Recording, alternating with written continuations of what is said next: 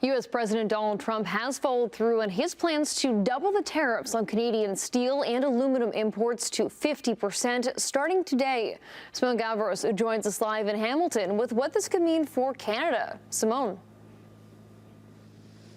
Emily, this applies to all countries except for the UK. They're working on their own deal with the US, but this is expected to have devastating impacts on the industries here in Canada once again. And we've been seeing that the tariffs have been applied and removed repeatedly for the last couple months. So we've been seeing once again that we're going to see more uncertainty for the steel industry.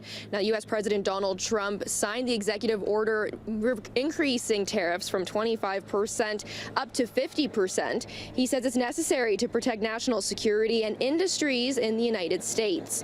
Premier Doug Ford said yesterday he's disappointed and thought that they had a deal. Earlier in the trade war, Trump threatened to raise tariffs on steel to 50% in response to Ford's electricity surcharge. Ford agreed to remove that, and then Trump backed down on his threat. Prime Minister Mark Carney also said yesterday that the move is unlawful and unjustified.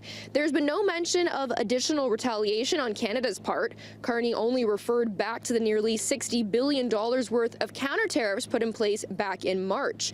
Now, Global Affairs professor Drew Fagan says it's best to stick to negotiations this time around, not retaliation.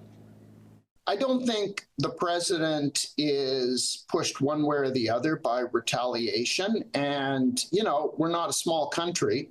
We're a middleweight. And I'm not sure that it's worth the point of retaliating at this stage. Countries are negotiating. We have an obvious opportunity to do that, challenging as it is, given that we have a free trade agreement with the United States. In some ways, the betrayal, if you like, that we feel with regard to that comes out of the fact that we do have a free trade agreement. Now, at this time, Canada is in the process of negotiating a new economic and security deal with the United States.